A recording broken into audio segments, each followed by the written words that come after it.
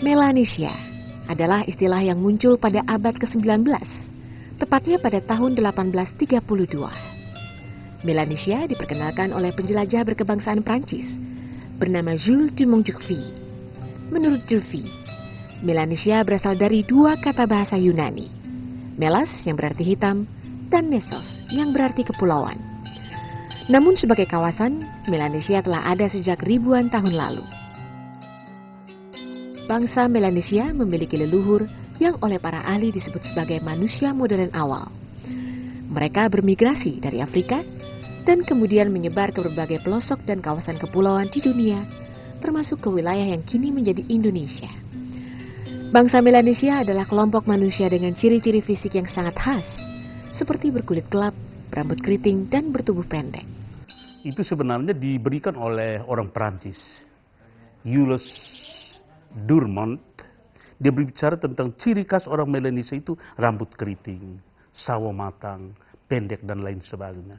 Tapi itu kan ciri-ciri umum yang klasik. Ciri budayanya adalah orang yang berpindah-pindah, kemudian dia punya akses atau kreativitas budaya masih keeping in touch dengan alam. Jadi teknologi belum mencampuri apa yang dia mau pikirkan sebagai satu nilai budaya. Kehadiran populasi Melanesia di Nusantara dimulai sekitar 60.000 tahun silam, yakni ketika sekelompok manusia yang bermigrasi ke Nusantara, kemudian turun-temurun berkembang, serta sebagian bermigrasi ke wilayah timur hingga mencapai Melanesia Barat dan Australia. Mereka adalah early modern human, atau manusia modern yang pertama atau tertua memasuki Nusantara. Manusia modern tertua ini terus berkembang hingga sekitar 12.000 tahun yang lalu saat zaman es berakhir.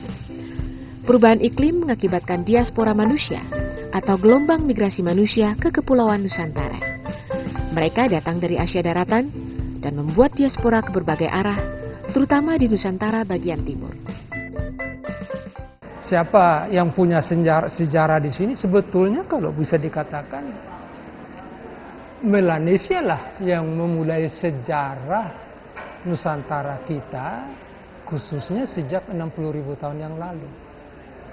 Kalau Mongoloid itu baru mulai sekitar 4.000 tahun yang lalu. Ya, jadi sejak 4.000 ada dua ras yang menghuni Nusantara, Mongoloid di bagian barat dan Australo-Melanesoid di bagian timur. Tapi di antara mereka selalu ada interaksi satu sama lain. Bangsa Melanesia mendiami gugusan pulau di Pasifik Selatan, dari Kepulauan Solomon, Vanuatu, Kepulauan Christmas, Fiji, Papua Nugini, hingga ke Papua, Indonesia. Persebaran ras Melanesia juga mencakup wilayah Maluku, Nusa Tenggara Timur, dan Timur Leste. Di tempat-tempat inilah, bangsa Melanesia kemudian banyak bercampur dengan ras Mongoloid dan Eropa. Makanya Melanesia itu adalah satu rumpun bangsa ya yang kemudian menetap di wilayah Pasifik bagian barat daya termasuk Indonesia ya, yang kemudian yaitu tadi orang kemudian secara antropologi menyebutnya sebagai Melanesia gitu. Dan kalau dilihat dari mana mereka berasal ya, kalau Anda lagi-lagi baca kajian antropologi itu ya sekitar 50 ribuan tahun yang lalu ya. Dan itu entah berasal dari Afrika atau kebanyakan mengatakan bahwa itu berasal dari Asia yang kemudian masuk ke wilayah Pasifik Barat Daya atau Pasifik Selatan, itu juga melalui Kepulauan Nusantara yang sekarang menjadi Indonesia itu. Di antara semua negara yang termasuk dalam ras Melanesia, Indonesia adalah satu negara dengan populasi keragaman ras Melanesia terbesar dibanding Melanesia di kawasan Asia Pasifik.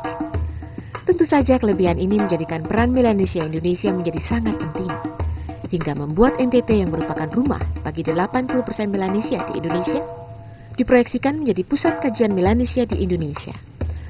Peran serta Indonesia di kawasan Melanesia juga turut didukung oleh kekayaan ragam budaya Melanesia di Indonesia. Karena memang sebagian besar orang Melanesia itu tinggal di Indonesia, dan karena itu harusnya Indonesia yang harus kemudian memberikan warna kepada kemelanesiaan ini, kepada keberagaman Melanesia ini ya, kepada pengembangan budaya Melanesia ya. Sementara ras Melanesia sendiri memegang teguh 3 prinsip penting, yaitu prosperity atau kemakmuran, humanity atau kemanusiaan, dan solidarity atau solidaritas.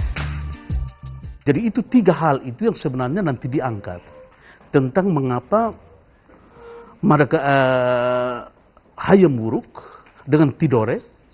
Jadi mereka waktu itu bukan ekspansi soal agama atau soal ras, tapi mereka mewartakan 3 hal fundamental itu: prosperity, solidarity, humanity. Istilah itu sebenarnya datang dari saya sendiri untuk katakan bahwa pada awal mula membiasnya kerajaan Majapahit, dia tidak perhatikan you agama atau you suku mana, enggak. Tidak hanya pikir bahwa orang ini punya orientasi pada prosperity, solidarity, dan humanity. Oke, itu kita punya orang. 3 hal yang menjadi orientasi Melanesia ini tersampaikan kepada dunia dan negara-negara berpenduduk Melanesia yang datang pada Festival Budaya Melanesia 2015. So we need to strengthen our relationship, our ecological, historical relationship that we have. It's very important. Word solidarity. We need to solidify our uniqueness, our cultural diversity, and our relationship. Once we form that understanding, I think all that we've been wanting to have, that you've raised, can come into place after a while. So the politics will solve itself out, the economics, trade, that would be built on an understanding once we consolidate this understanding that we have in the different cultures. Indonesia is a great country with the various cultures, the various languages that you have, and you have the Pancasila, of course, and of course the unity in diversity, which is the solid foundation for your way forward, and that brings people together. Para perwakilan negara-negara berpenduduk Melanesia meyakini saling pengertian akan keberagaman di antara Melanesia menjadi dasar yang kokoh bagi hubungan kerjasama negara-negara kawasan Melanesia demi tercapainya kemakmuran, kemanusiaan, dan solidaritas.